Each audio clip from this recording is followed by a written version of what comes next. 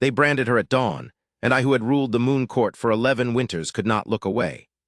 I had ridden into the Duskwater Vale to muster its spears against the raiders gathering in the north, expecting hounds and hearth smoke and the tired fealty of a border pack. Instead, I found the whole muster yard drawn into a ring, and in the center of it, a woman kneeling in the frost with her hands bound before her, and a man with a hot iron lifting it toward her bared shoulder while he named her worthless to the sky.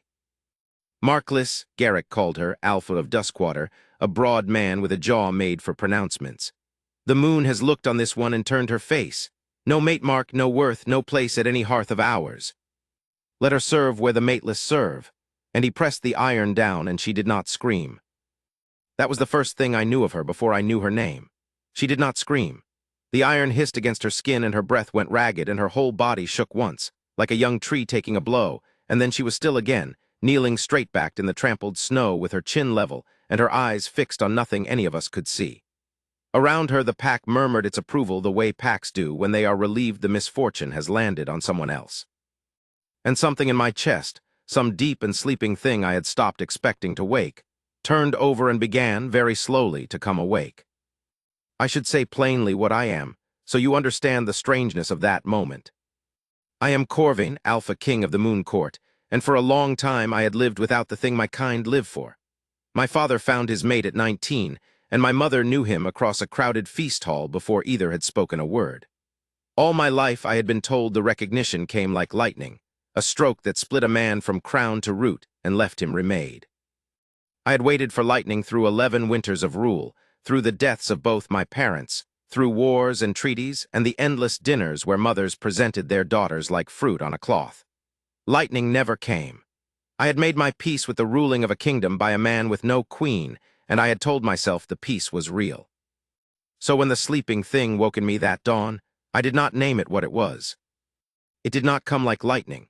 It came the way the tide comes to a stranded keel, no crash, no violence, only a slow lifting from beneath, a certainty rising under everything until the ground I had stood on all my life was quietly afloat and pointed true.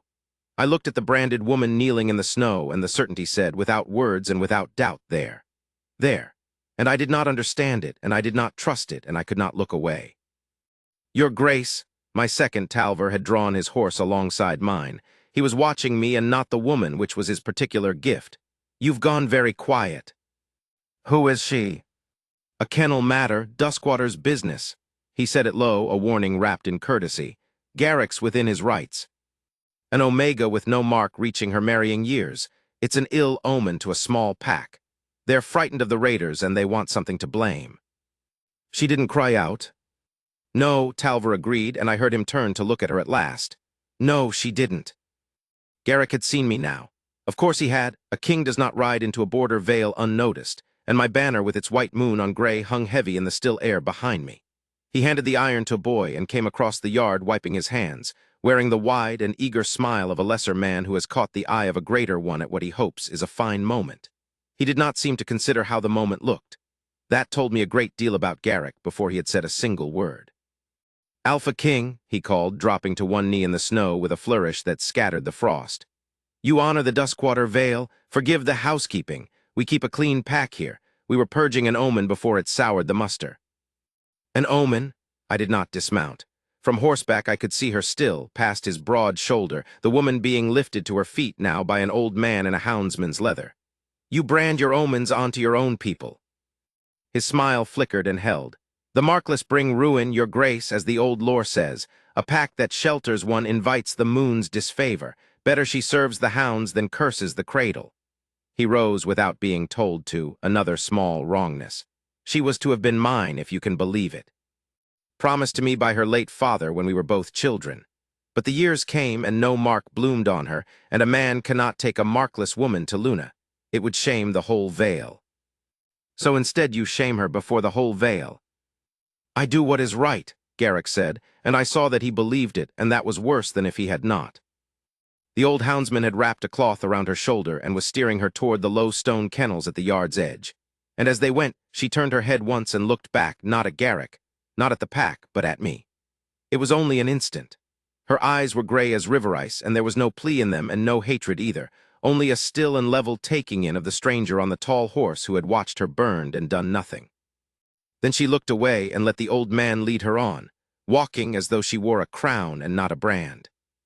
The certainty in my chest rose another handspan and steadied there, humming like a plucked string that will not stop. "What is her name?" I asked, and Garrick had already turned to bark orders and did not hear me, but the boy who had held the iron was nearby, and he answered in a small voice because children answer kings. "Sable, your grace, Sable Ashmere. Her mother was the Vale's healer before the coughing winter took her." "Sable," I said at once silently, and the string in my chest tightened as though I had touched it. "We'll lodge at the Alpha's Hall 3 nights, I told Talver low so Garrick would not hear the change in my plans. "Muster the spears. Assess the granaries and the wall, and find me the full account of the woman, her mother, her father, why the mark never came, all of it, quietly." Talver was quiet a moment. He had served my father and he served me, and he had earned the right to say hard things softly. "Your grace, she's branded markless before her whole pack. Whatever you are feeling," he chose his next words with care. "A king cannot be seen to want what his people have thrown to the kennels. Not with the Ashfeld delegation arriving tomorrow to press Lady Vessara's suit. Not with a war 3 weeks north of here. The court will eat you alive and call it supper." "I know what the court will do," I said. "Then you know why I'm saying it." "I do." I turned my horse toward the hall at last and made myself stop looking at the low door of the kennels through which she had gone. "Get me the account, Talver. That's all I've asked. A king may ask a question without marrying it."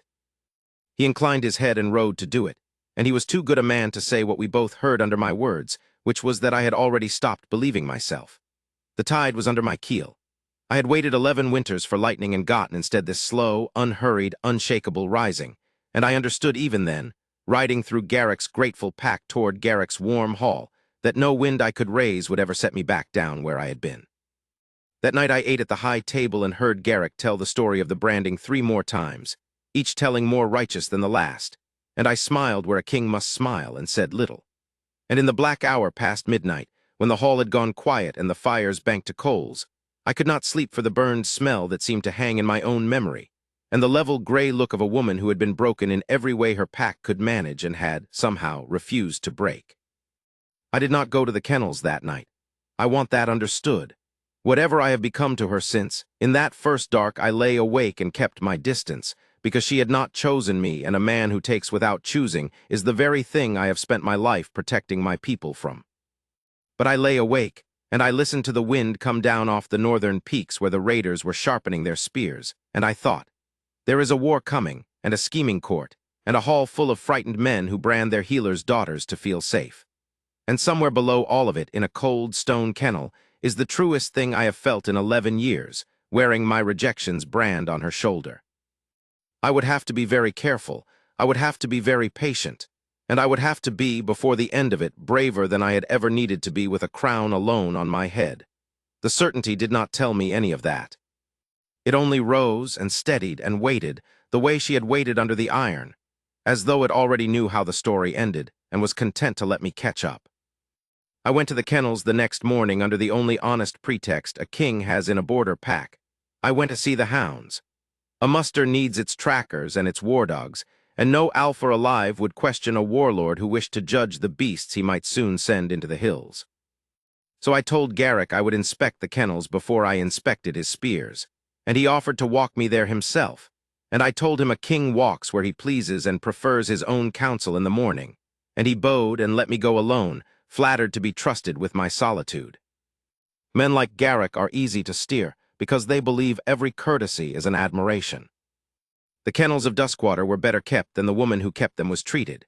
That was the first thing I saw. The stone runs were swept, the straw was clean, the water troughs unfrozen though the morning bit hard, and the hounds, great gray border hounds bred to run beside wolves, lay easy and well-fed and lifted their heads at me without fear. A pack shows its true heart in how its lowest animals are kept, and Duskwater's heart, whatever Garrick's mouth said, was healthy in that low stone building because one person there had refused to let it sicken. She was at the far end, kneeling in the straw beside a hound whose foreleg was splinted and bound, and she did not hear me come in over the whine and shuffle of the dogs. So for a moment I watched her work, and I learned more of her in that moment than in all Garrick's tellings. She had the splinted hound's great head in her lap, and she was pressing a poultice to its leg with a steadiness that the beast trusted utterly, murmuring to it low. And her burned shoulder was wrapped in fresh linen, and she held it stiffly and worked around the pain as though pain were simply a room she had learned to live in. Her sleeves were pushed up. Her hands were a healer's hands, quick and certain and unafraid of blood. "He'll keep the leg," I said, and she went still, and then rose in a single controlled motion, easing the hound's head down and turned to face me. She did not curtsy. She looked at me the way she had looked back in the yard, level and gray and unhurried, and she waited for me to be what men in fine cloaks usually were. "Your Grace should not be in the kennels," she said. "It is unlucky to stand near the markless. Alpha Garrick will tell you so, and at length." "Alpha Garrick tells me many things." I came no closer than the width of 2 runs. The certainty in my chest had risen the instant she turned, and I held it down hard, because a woman branded and cast off does not need a king's strange hunger added to her mourning. "You set that splint well. Where did you learn it?" Something moved behind her eyes, surprise quickly mastered. She had expected pity or appetite and gotten a question about her craft, and it had reached her where the other 2 never would. "My mother," she said. "She was the Vale's healer. I kept her book when the coughing winter took her. There was no one else who could read it." "You read?" "My mother taught me. She said a healer who cannot read her forebear's hand is only a guesser with clean fingers." The corner of her mouth almost moved. "Garrick believes reading in a woman is another sort of omen. He is a man much troubled by omens." "So I have noticed." I glanced down the runs at the easy, well-kept hounds.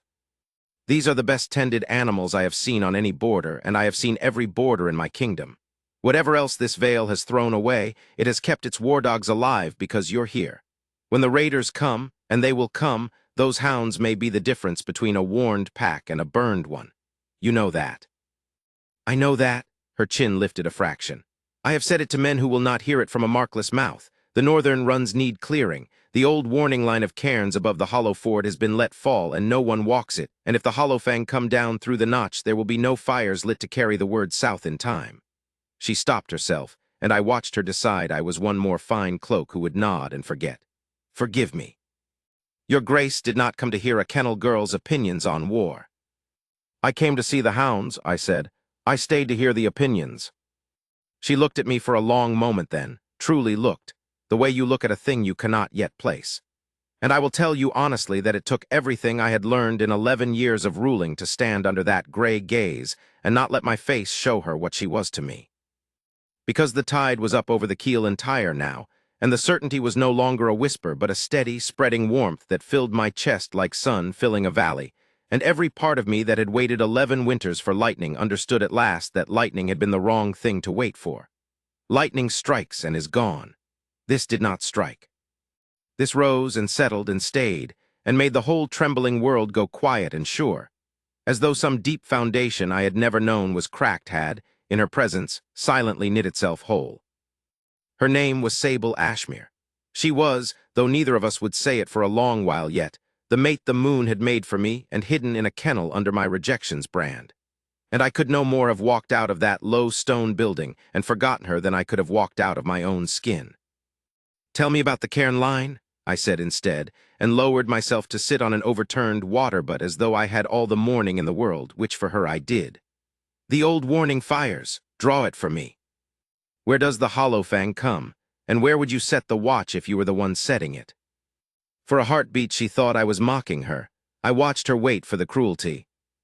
When it did not come, something in her guarded face loosened by a hair's breadth, and she knelt in the straw and smoothed a patch of it flat and began to draw the border of my kingdom with a splinter of kindling. The ford, the notch, the fallen cairns, the goat tracks the raiders used that no map in my war tent had ever shown. And I sat on the water butt in a branded woman's kennel and learned more true intelligence of my own frontier in 1 hour than my generals had brought me in a season.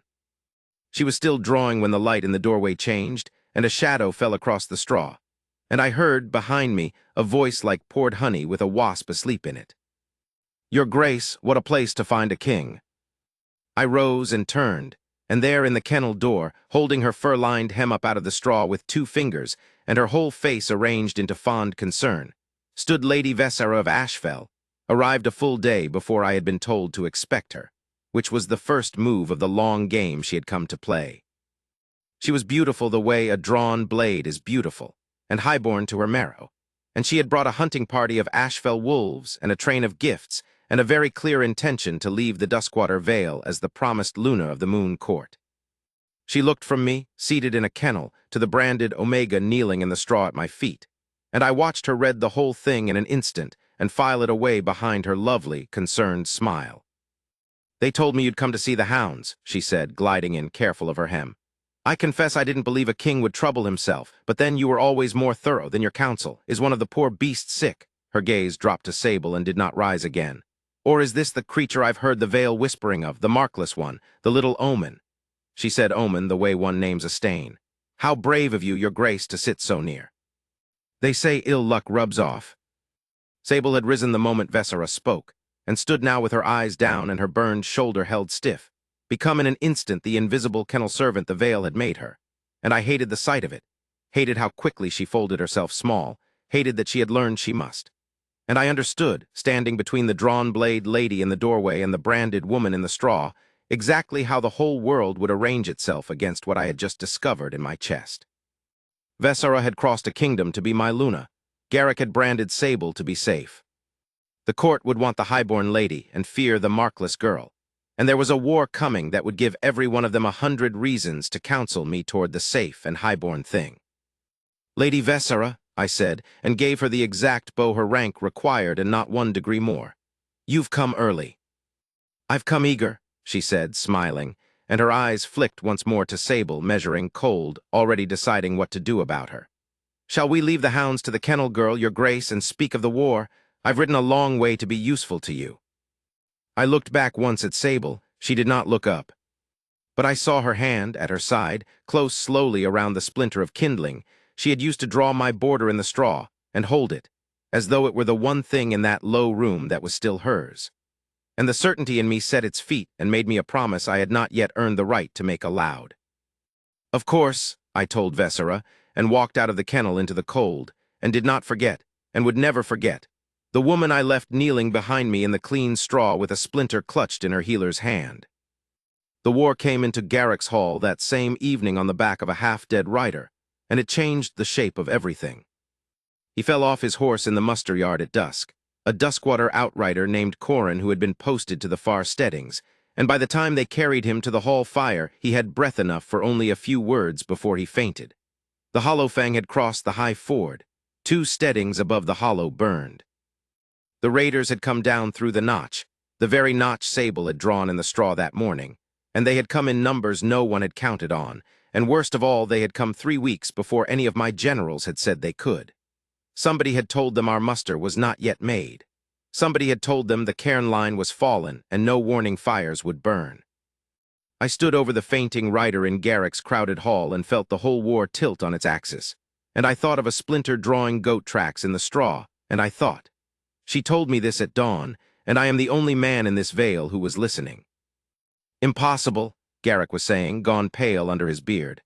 3 weeks early, it's impossible, the passes are barely open." "It is entirely possible," I said, "if they knew our fires were dark and our spears unmustered and rode for the gap between." I turned on him. "Who has walked the cairn line above the hollow ford this season, Garrick? Who tends the warning fires on your northern border?" He floundered. He did not know. It had not occurred to him to know. The northern watch was a thing his father's father had set up, and it had guarded the Vale so long by simply existing that Garrick had let it rot the way a man lets a wall rot when it has never yet been tested. And no one in his whole hall of frightened men could tell me when the cairns were last walked or the fires last laid, except that I knew who could. I had watched her draw it in the straw. And I could not say her name in that hall without hanging a rope around her neck, because the moment a king named a markless kennel girl the smartest voice in his war council, the whole Vale would know where I had spent my morning, and Vessera was watching me from the shadow of a pillar with her clever, cold eyes, waiting for exactly such a slip. So I ruled instead. That is the thing a king can do when he cannot do the thing he wants. "Muster tonight," I said, and the hall went from panic to motion at the change in my voice. "Every spear that can hold a spear. Talver riders south to the Moon Court, bring up the household guard and the elk and ironbark levies, hard riding, no stops. Garrick, you will send your fastest runners north to your own outlying steadings tonight to bring the folk within your walls before the Hollowfang reach them." And I want the northern watch relit. The cairn line, the warning fires, all of it before another dawn, or we will be fighting blind. I looked around the hall at the pale faces. Who here knows the cairn line? Who can walk it in the dark and lay the fires true? Silence, grown warriors looked at their boots. And into that silence, from the shadows by the door where the low folk of the hall stood, the servers and the houndsmen and the branded girl who had been sent to fetch and carry because even an omen can carry water, a quiet voice said, "I can." The whole hall turned. Sable stood by the door with a water jug in her hands, and I saw the cost of what she had just done written in the set of her jaw, because a markless woman does not speak in the Alpha's hall, and the punishment for it in Garrick's Vale would be swift. But she had spoken, and she did not take it back. "I walked it with my mother every autumn," she said, into the appalled quiet. "She gathered snow herb along the cairn line, and I carried the basket. I know where every fire lies, and I know the order to light them so the word runs south. I can have the whole line burning by morning." "Be silent," Garrick snarled, starting toward her. "You forget yourself, you cursed little." "She will not be silent," I said, "and you will not touch her." I did not raise my voice. I have learned that a king who must shout is already lost, and I did not shout. But I let them hear the whole weight of the moon court in the 4 words, and Garrick stopped as though he had walked into the wall, and the hall went so quiet I could hear the fire. I had crossed a line, and I knew it. Vessera by her pillar had gone very still, her clever mind racing ahead of the moment to all the uses she could make of it. But the war was real, and the fires were dark, and I would not. Let a frightened fool's pride cost my kingdom its warning, because the only clear head in the Vale wore my rejection's brand. "You," I said to Sable, gentler, "you can light the line. By morning, your grace, if I have riders to lay the fires I direct and leave to go. You'll have 12 of my own guard and any horse you name." I turned to Talver. "Go with her. Whatever she asks for, she gets. Guard her as you would guard me." And to the hall, to all of them, in the voice that ends discussion, "The markless brand is a duskwater matter, and I have set it aside for the war's duration. Tonight she serves the moon court, and any man who lays a hand on her answers to me." Is there confusion anywhere in this hall about that? There was not, and Sable set down her water jug and walked out into the dark to save the veil that had branded her, with 12 of my guard at her back, and she did not once look at me as she went, which was wise, because if she had looked at me in that hall, I do not think I could have kept my face a king's. They were long hours. I spent them in Garrick's war room bent over maps that were worse than a splinter drawing in the straw, sending riders and counting spears and listening to the Alpha of Duskwater explain, at length, why none of the coming disaster was in any way his doing. And it was in those hours, while Talver rode the dark border with Sable, that I learned her history in full, not from Garrick, who knew only the shape of his own grievance, but from the old houndsman, Bede, who had rapped her shoulder and who came to bring me warmed wine at midnight and stayed, at my quiet asking, to talk. Her mother, Maylis Ashmere, had been the finest healer the Duskwater Vale had known in living memory, Bede told me, a woman of the old moon lore who could read the sky and the wound and the herb alike, and who had come to the Vale from somewhere south and married a Duskwater tracker for love. Sable was their only living child. She had been promised to Garrick as a girl, in the way border packs braid their houses together, and she had grown up expecting to be the Vale's Luna and its healer both. Then the coughing winter came, 4 years passed, and took her father and near half the Vale, and Maylis worked herself to the bone against it and saved dozens and could not, in the end, save herself. And when the winter broke and the burying was done, Sable was 19 and orphaned and still markless, past the age when a true mate mark should have bloomed, and Garrick, who had risen to alpha in the dying, and found in the moon's silence on Sable's skin a convenient reason to reach for a grander match, had declared the old promise void and the girl an omen, and let the whole frightened, grieving Vale make of her a thing to blame. She never once cursed them for it, Bede said, turning his cup in his knotted hands. 4 years I've watched her carry water and mend hounds under that name they gave her, and never once heard her wish them ill, though the moon knows they earned it. Her mother's daughter, that one. Maylis used to say the markless aren't cursed, whatever the fools believe, that sometimes the moon holds a mark back because it's waiting for the right hand to call it forth, and no lesser hand can. I never knew what she meant by it. The old man looked at me then, shrewd and sidelong, a servant who had lived long enough to say dangerous things gently. Do you know what she meant by it, your grace? For you've the look of a man who's begun to. I did not answer him, but I sat a long time after he had gone, over the cold wine and the bad maps, and I turned Maylie's ashmeres saying over and over in the dark, that sometimes the moon holds a mark back because it is waiting for the right hand to call it forth, and no lesser hand can, and I thought of the certainty rising in me like a tide, quiet and sure and unhurried, and I began in that midnight war room to understand a thing so large I could barely hold it. Before dawn, Talver sent back word by Ryder. The cairn line burned. From the high ford all the way south to the Duskwater wall, a chain of warning fires stood lit against the dark, laid true and in the right order, so that every steading in the vale woke to the word that the raiders had come. Folk were streaming behind the walls. The vale was warned, and a branded kennel girl was walking home through the snow at the head of 12 of the Moon Court's guard, having done in one night what the whole muster of frightened men could not. Vesera found me at the window watching those distant fires. "How useful she's made herself," she said softly at my shoulder, following my gaze to the burning line. "The Vale will be so grateful for a day or two." She let the words settle. "Gratitude is a short season, Your Grace. I would hate to see anyone mistake it for something that lasts." And she smiled her lovely smile and went to bed, and left me at the window. And I understood that the war in the north was not the only war I had ridden into, and that the other one had just been declared. For 9 days the war and the woman grew together, and I could not have told you which of them took more of me. The Hollowfang did not come south all at once. That was their cunning, and I came to respect it even as I hated it. They were not a horde but a blade. Reuven Blackmore, their war chief, fought the way a wolf hunts a herd, cutting the weak and scattered from the strong, burning an outlying steading here, ambushing a relief column there, always gone by the time our spears arrived, always drawing us north and thin into the broken country above the hollow ford where their goat tracks gave them 100 ways to slip a fight they did not like the shape of. My generals wanted to march the whole muster up the ford road and offer battle. I would not. I had walked that ground now, on the maps in Sable's hand, and I knew the ford road was exactly where a man like Reuven wanted us, strung out along a single track with the broken hills on either side full of his archers. So I fought his war and not the one my generals wished for. I held the Vale walls strong, brought the outlying folk within them, kept the cairn fires burning and the border hounds ranging, and made the Hollowfang pay in blood for every steading they tried to burn. And in the doing of it, I sent for Sable Ashmere again and again, because she was the only living soul who knew that country as Reuven knew it, and because a king may summon a healer to his war council for her knowledge of the ground, without the whole court understanding that he is summoning her for anything else. Though of course Vesera understood everything.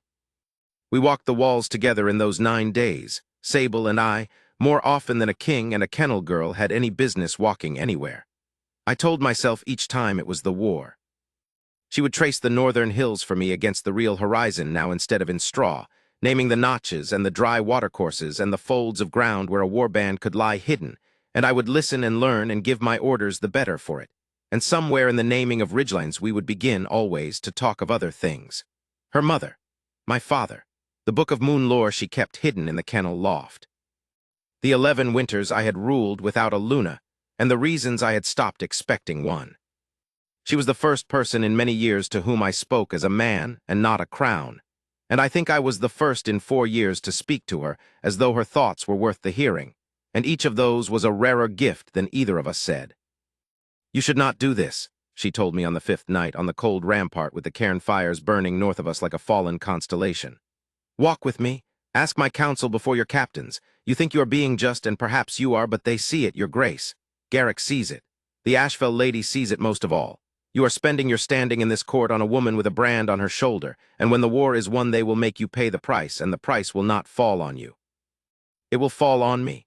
She said it without self-pity, the plain reckoning of a woman who had learned exactly what the world costs. "I have survived being nothing to this Vale for 4 years. I do not know if I could survive being something to its king and then losing it. So please, win your war, and let me go back to my hounds when it's done and forget you noticed me." I stopped walking.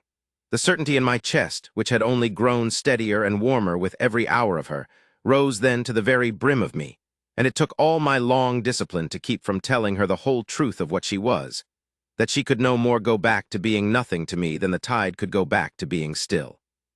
But she had asked me for distance, and a man who takes what has not been freely given is the thing I have spent my life ending, so I did not tell her. I told her only a piece of it, the truest piece I could give her without binding her to a thing she had not chosen. I have ruled 11 winters, I said, and I have never once summoned a soul to my council for the pleasure of their company. I summon you because you are the wisest mind on this border, and because a king who wastes wisdom to protect his standing is not fit for the crown. Whatever the court makes of it is the court's failing, not yours and not mine. I will not pretend you are stupid to make cowards comfortable.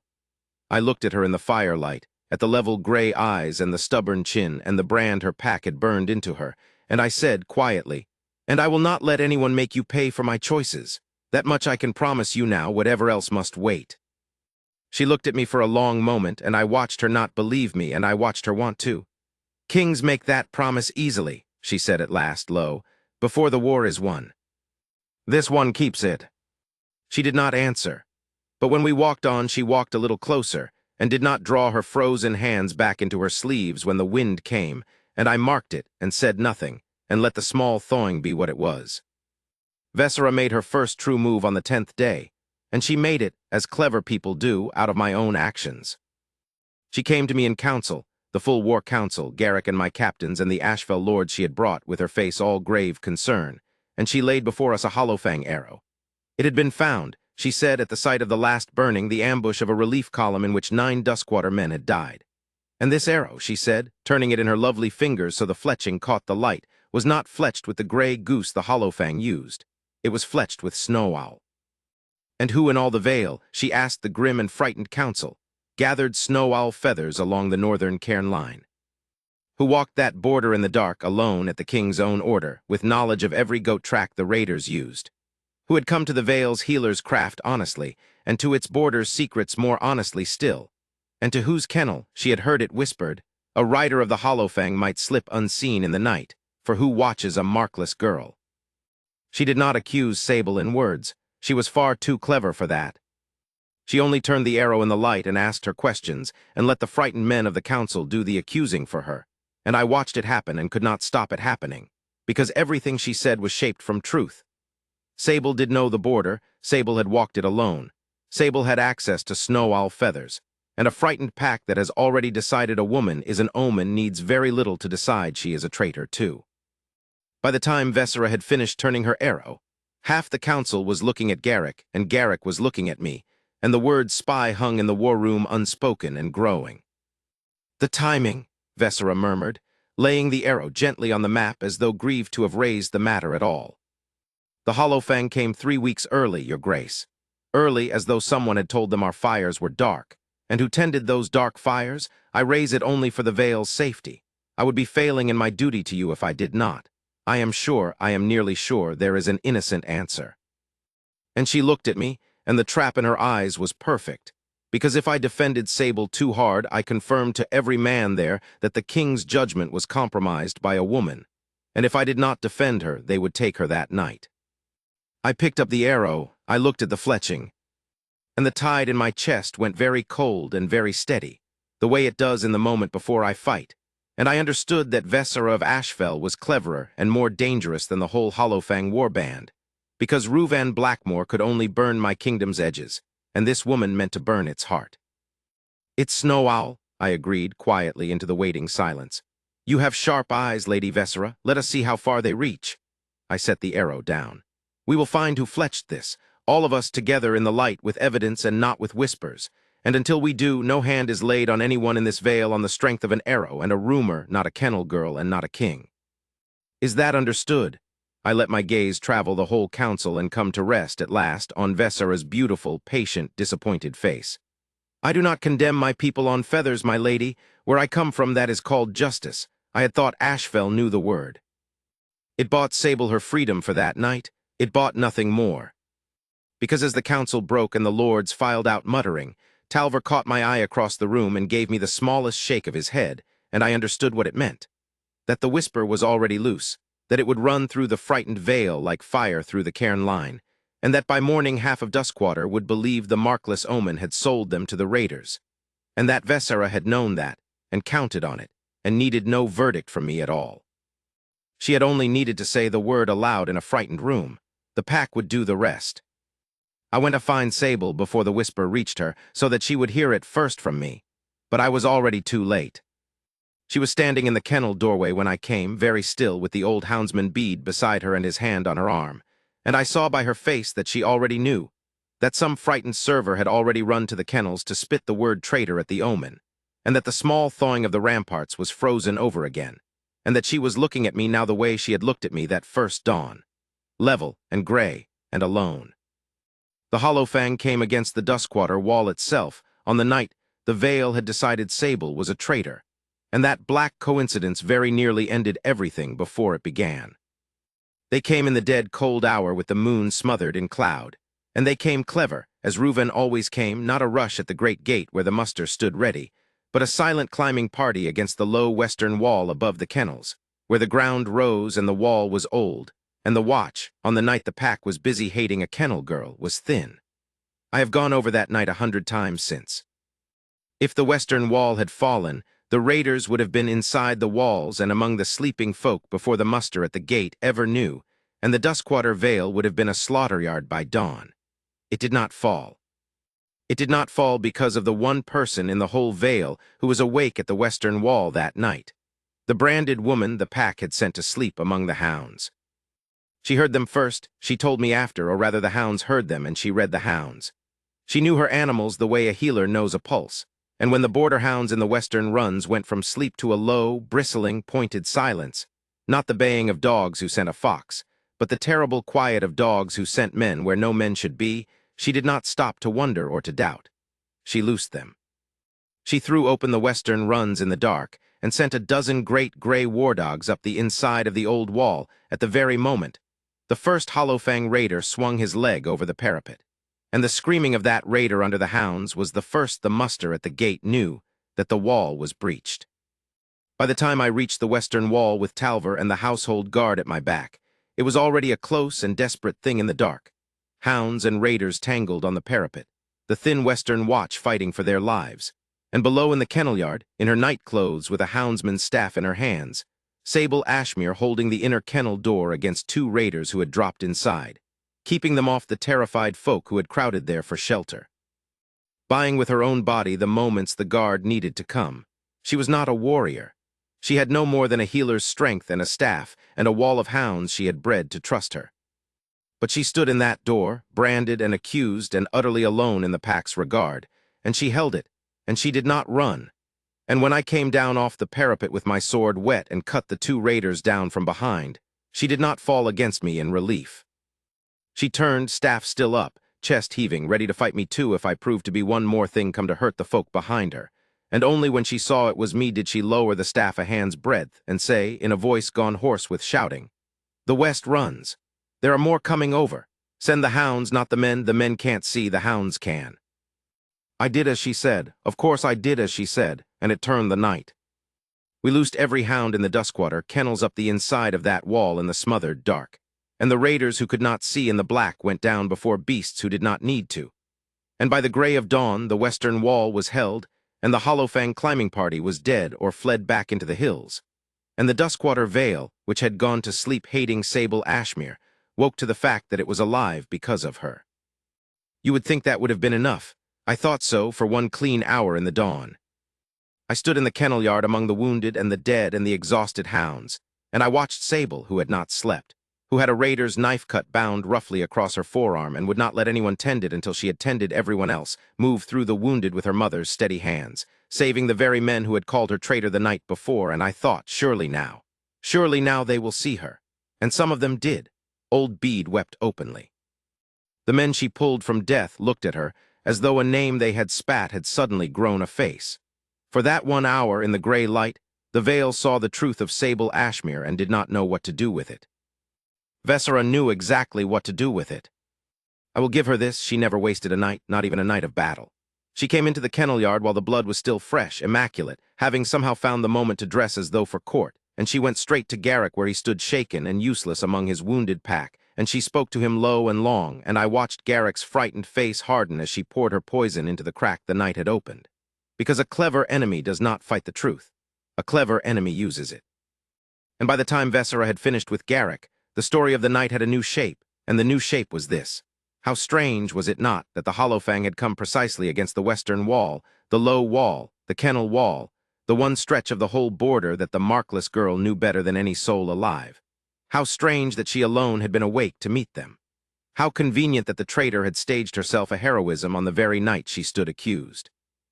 Was it not exactly what a guilty woman would do, to buy back her neck with a piece of theater, to open a door she herself had told the raiders how to reach? It was monstrous, it was insane. It took the bravest thing I had ever seen a person do and turned it into proof of the very crime it disproved.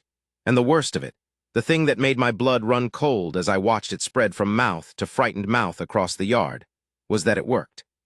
It worked because a frightened pack would rather believe its savior a villain than admit it had branded and cast down the best soul among them. It worked because Vesera understood that shame is the strongest force in a small pack's heart, and that men will do murder to avoid feeling it. By mid-morning, the Vale had chosen the story that let it keep hating her, and the word traitor had grown teeth, and Garrick, pale, shamed, his pride in ruins and Vesera's honey in his ear, was calling for Sable Ashmere to be taken and held for the judgment of the pack. I stopped it. I want that written plainly too, because of what came after. I stood in that kennel yard over my wounded, and I put the whole weight of the Moon Court between Sable and the men Garrick sent. And I said that she was under the king's protection, that no soul who had held the western wall would be dragged from it in chains while I drew breath, and that any judgment of her would come in the light and by evidence, and in my presence or not at all. And the men fell back, because I was the Alpha King, and the sword in my hand had killed raiders on their wall in the dark not 4 hours past.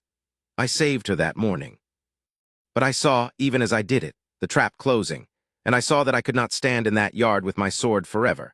And I saw the thing Vesera had built with such patience finally show its true shape.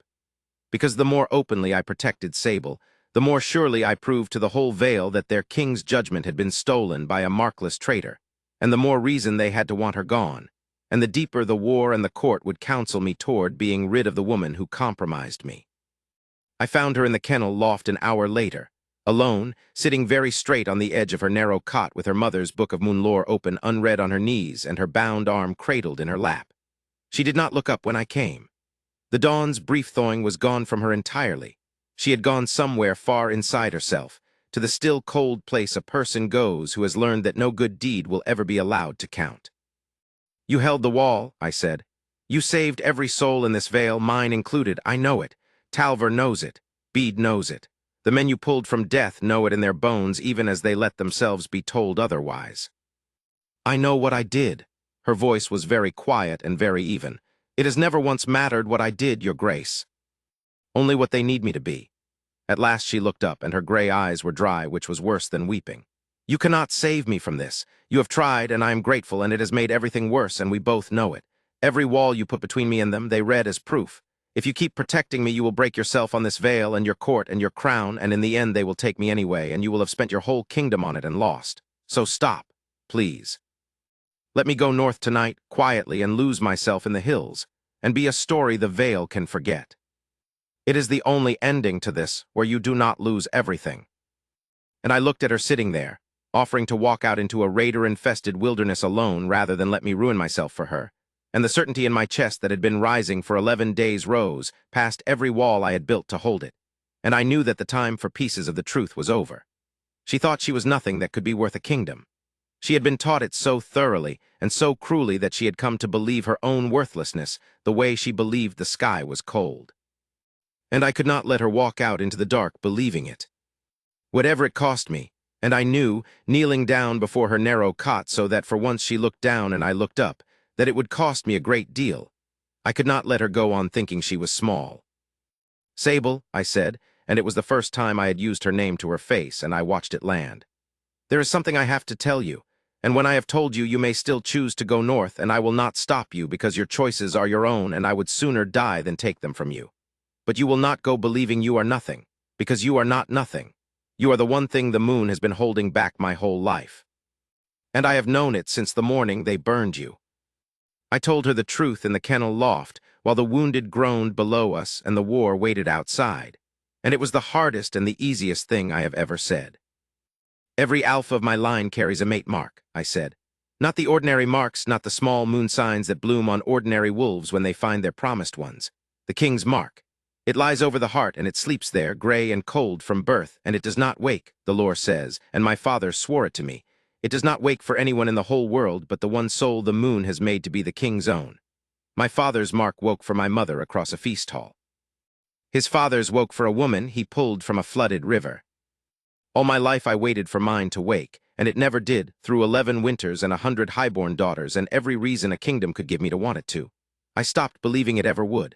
I told myself I was a man the moon had simply forgot to finish. I drew a breath. And then I rode into this vale, Sable, and I watched them hold you down in the snow and burn you, and I felt my mark wake for the first time in 31 years of life, not like lightning. The lore always says lightning, and my father said lightning, and it was not lightning at all. It was a tide coming in under a stranded keel, a slow, certain rising, a thing that had been aground my whole life quietly lifting and pointing true. It has been rising in me every hour since, steadier and warmer and more sure, and it points at you and only ever at you, and it has not once wavered, not when they called you omen, not when they called you traitor, not when you knelt in the straw or held the wall or offered just now to walk into the wilderness to spare me. It knows what you are. It has known since the first dawn. You are the king's mate. You are the one the moon held back my whole life, and no lesser hand than yours could ever have called this mark awake. She did not speak for a long time. Below us, a wounded man cried out and was hushed. The winter light lay gray across her mother's open book. And when at last she lifted her eyes to mine, they were not the level, guarded, far-away gray she wore against the world, but something raw and frightened and young. The eyes of a woman who has been told for 4 years that she is worthless and is being asked now to believe the exact and opposite thing. You cannot know that, she whispered. A mark you feel and cannot show me, your grace. Do you hear how it sounds? It is the one thing in all the world that would let you keep a markless woman near you and call it destiny instead of folly. If you tell the court your sleeping mark has woken for the kennel girl, they will say you have gone mad, or worse, that I have bewitched you. You have no proof. I have no mark. That is the whole of my crime in this veil, that my skin shows nothing. And now you would stake your crown on a mark that shows nothing either. I know how it sounds, I said. I have known for 11 days how it sounds, which is why I have said nothing, to you or to any soul. And I am not asking you to believe it because I say so. I am telling you because you were about to walk into the dark believing you are nothing, and I would let the whole court call me mad before I let you believe that for 1 more hour. I reached out slowly, giving her every moment to draw back, and she did not draw back, and I laid my hand for the first time over hers where it lay wounded in her lap, and the certainty in me flared so bright and so warm and so sure at the first touch of her skin that I had to close my eyes against it. There. Do you feel that? Not my word, that. The thing that steadies instead of strikes. And I watched her feel it. I will believe until I die that she felt it in that moment, whatever came after, some answering warmth, some deep and unfamiliar settling, the far edge of the same tide that had been rising in me for 11 days, finally reaching her own long-frozen shore. Her breath caught.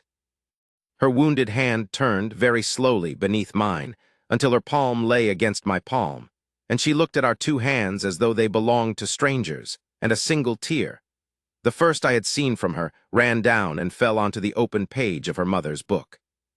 My mother used to say, she whispered, that the moon holds a mark back because it is waiting for the right hand to call it forth. That no lesser hand can. She looked up at me, and her whole cast-down, guarded, unbreakable heart was in her face. I thought she meant to comfort a child no one wanted. I thought she was only being kind. She was a healer of the old moon lore, I said, and she was telling you the truth. You were never markless, Sable. You were unwoken. The moon held you back because no lesser hand than the king's own could ever call your mark forth, and mine has been aground its whole life waiting for yours. We are the 2 halves of one old thing. Your emptiness and my sleep are the same wound, and they heal in the same moment, and I would stake more than a crown on it. I would stake the certainty, and I have never in my life been more certain of anything than I am of you. She wept then, quietly, the way she did everything, without noise or collapse, and I did not gather her up and I did not press her, because she had not yet chosen, and a man who takes what is not freely given is the thing I have spent my life ending. I only kept my hand against her hand, and let the tide rise between us, and let her weep 4 years of being nothing onto her mother's book. And when she was done, she wiped her face with her bound arm and drew a long breath and looked at me with the gray coming level again, but changed now, changed at the root. Then here is the truth back, she said, steadier. I have felt something too since the ramparts, a settling. A warmth that comes when you are near and does not come for anyone else, and that I told myself was only a lonely woman's foolishness, because women like me do not get to feel such things and keep them. I have been afraid to name it. I am afraid now. Her hand tightened on mine. But I will not walk north tonight, not because you have proven anything to the court, you have not, and the danger is exactly as I said, and if anything it is worse now that I have let myself hope. But because I would rather stand in the light beside a thing that is true and lose everything, than run into the dark to keep a life that was only ever a slow way of dying. So I stay. And we tell no one yet, and we win your war first, because a court will devour a destiny it can only be given proof of after a victory. And then she almost smiled, the ghost of the smile I had been chasing for 11 days. Then we shall see, your grace, whether the moon knows what it is doing, or whether it has made the largest mistake in the history of the sky. Corvin, I said, when we are alone, not your grace, Corvin. Corvin, she said, trying it, and the certainty in me sang. We had the whole of 1 hour after that, before the war took me back. 1 hour in the kennel loft with her mother's book between us and the wounded quiet below, planning like conspirators, how she would keep her head down, how I would seem to draw back so Vessera would think her poison working, how we would find the true traitor who had fed the Hollowfang our secrets and clear Sable's name in the light before ever I spoke a word of marks or mates. It was a good plan. It was the plan of 2 clever people who believed, for 1 warm hour, that cleverness would be enough.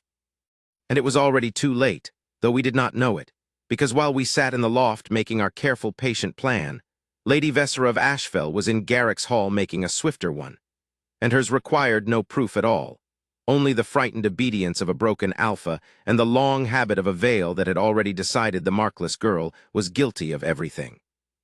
I did not know, when I climbed down from the loft into the gray afternoon and went back to my war, that I had just spent the last unshadowed hour I would have with her for a long, dark while. I only knew that the tide was up and steady and pointed true, and that for the first time in 11 winters I understood exactly what I was fighting for, and that whatever the court and the war and the clever Lady of Ashfell threw against it, I could not, be set back down where I had been. I went to war that afternoon a changed king, and that night they took her. They took her while I was 3 leagues north in the dark, and that was no accident, and it took me too long to understand how neatly I had been played. Word came at dusk that the Hollowfang had fired the Elk Ford steading, and that folk were trapped there against the water with raiders between them and the walls. And it was the kind of word that a king cannot ignore, because if he sits behind his walls while his people burn, he is no king at all. So I rode. Of course I rode. I took the household guard in Talver, and I rode hard for the Elk Ford in the falling dark to break the raiders and bring the folk home.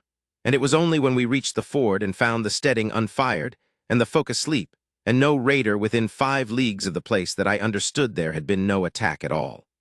The word had been false.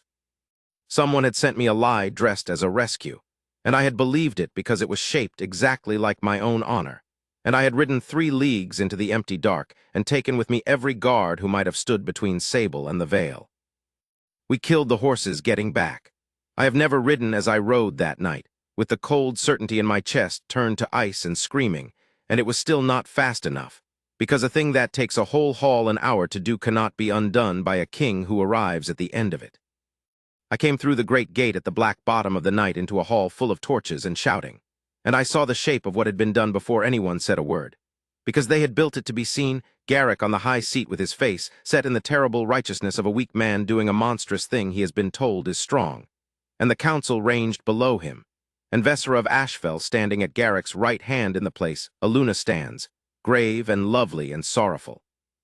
And in the open floor of the hall, bound at the wrists between 2 guards, on her knees again in the place where they had branded her, Sable Ashmere. They had held their judgment while I was gone. That was the whole of it.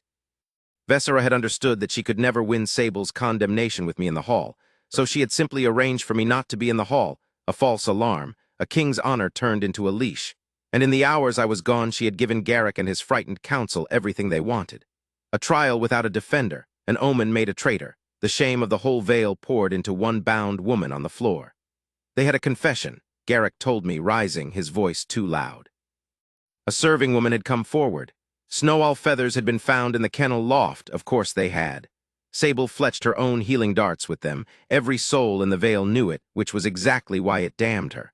A hollow fang token had been discovered in her mother's book. The book had been searched, the loft torn apart, the whole careful private world of a woman who had nothing left but her mother's hand on a page, ransacked for proof of a crime she had not committed. And proof had been found, because when a frightened pack and a clever enemy want proof, proof is the easiest thing in the world to find. "It is done, Your Grace," Garrick said, and I heard under his loudness the awful relief of it, the relief of a man who has finally been given permission to destroy the person whose existence shamed him. "The pack has judged. The markless one is a traitor to the Vale in league with the Hollowfang, and the pack has spoken its sentence. At dawn she goes to the hollow ford and is given to the wild, cast out beyond the border, stripped and unweaponed, to live or die as the moon wills. We are within our rights. It is the old law. Even a king may not overturn a pack's judgment of its own." And he looked at me with a gleam of something almost like triumph, because Vessera had taught him this part too, that there was one thing in all the law of the moon packs that even the Alpha King could not simply command away, and that was a pack's sovereign right to judge its own. And that if I broke that law to save Sable, I would break the very foundation my crown stood on, and every Alpha in my kingdom would learn that the king's word could unmake their judgments, and I would trade a woman for a rebellion. That was the trap complete. That was the beautiful and monstrous thing Vessera had built across all those patient days. She had not needed to prove Sable guilty. She had only needed to make the Vale condemn her while I was absent, and then dare me to choose between the woman and the crown, knowing that whichever I chose, she won. If I let the judgment stand, Sable went to the wild at dawn and died, and Vessera had her rival gone and a grateful, indebted king to console. If I overturned the judgment by force, I broke the law of the packs, my kingdom fractured, and Vessera had a weakened king ripe for a stronger hand and a war I could no longer win. She stood at Garrick's right in the Luna's place and looked at me with perfect sorrow, and in her clever eyes I saw the whole board, and I saw that she believed she had already won. I looked at Sable. She was not looking at the council or at Garrick or at Vessera. She was looking at me, level and gray, kneeling bound on the stones where they had burned her, and she gave the smallest shake of her head, the same gesture Talver had given me across the war room, and it meant the same thing. Do not break yourself on this. Do not lose the kingdom for me. I told you they would take me anyway." She had known. She had known from the first hour on the ramparts that it would come to exactly this, and she was kneeling there now, condemned, trying with the only thing she had left, a shake of her head, to stop me from destroying everything to save her. And I stood in that torchlit hall, the Alpha King of the Moon Court, with a false rescue's mud still on my boots and the coldest choice of my life laid out before me by an enemy cleverer than any I had faced. And for one endless moment I did not know what I would do. Because she was right. That was the horror of it. She had always been right. If I stood in that hall and roared that my sleeping Mark had woken for the kennel girl and that she was my fated mate, no soul there would believe me, and Vessera would call it bewitchment, and the Vale would say the traitor had stolen the king's mind as well as his judgment, and I would prove with my own mouth everything the whisper had said. I had no mark to show. I had no proof of the plot, only my certainty, and certainty is not evidence in a court of frightened men. If I broke the law of the packs and freed her by main force, I saved her body and lost my kingdom and the war both, and handed the whole realm to the enemy and the raiders, and she would never forgive me for it, and she would be right not to. Every road that ran through that hall ended with Vessera winning. She had built it so I did not take a road that ran through the hall. "The pack has judged," I said, and I made my voice flat and cold and defeated, and I watched Vessera's sorrow warm by a hair toward triumph as she heard it. "And the king does not overturn a pack's judgment of its own. That is the law, and I hold the law, and I will not break the foundation of my own crown for one woman, whatever this Vale believes I feel for her." The words were ash in my mouth. I saw Sable's eyes close, in grief and in a terrible relief that I would not ruin myself, and it was the hardest thing I have ever done to let her believe, even for a night, that I had chosen the crown over her. The sentence stands. At dawn she goes to the hollow ford and is given to the wild, by the pack's own law, and I will not stay a hand of it. "Your grace is wise," Vessera murmured, and I could have killed her for the tenderness in it. "I am the law's servant, my lady, as are we all." I turned from the high seat. "See her held close and unharmed until dawn, the law says given to the wild, not brutalized in a cell, and I will hang the man who bruises a prisoner of the Moon Court, judgment or no." Talver, set my own guard on her door. No one in, no one out on my authority, until the dawn takes her to the ford.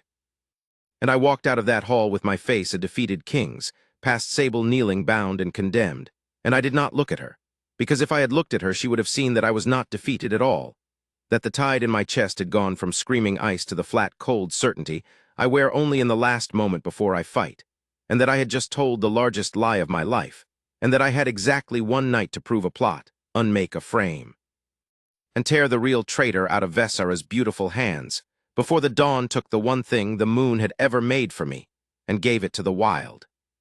Talver found me in the dark of the muster yard a moment later, where I stood with my fists shaking. He had served my father, he knew my faces. "You're not letting her die," he said quietly. It was not a question. "No," I said. "I am going to find out who fed the raiders our fires and put that token in her mother's book, and I am going to drag them into the light before the whole vale tonight before the dawn. And you are going to help me, and we are going to do it without breaking the law of the packs, because the moment I break it she loses everything I'm trying to save." I looked north, toward the burning cairn line and the raiders and the ford where they meant to give her to the wild, and the certainty steadied me like a hand on the shoulder. "One night, Talver. Find me the truth in one night. Or by dawn I break every law there is, and let the kingdom burn and take her into the wild myself, because I have lived 11 winters without her, and I will not live one dawn." We had the truth by the last dark hour before dawn, and it was not enough, and that is the part I have never fully forgiven myself for. Talver and I and old Bede unpicked Vesara's frame thread by thread through that long night, moving quiet through the sleeping hall, and every thread we pulled showed the same clever hand.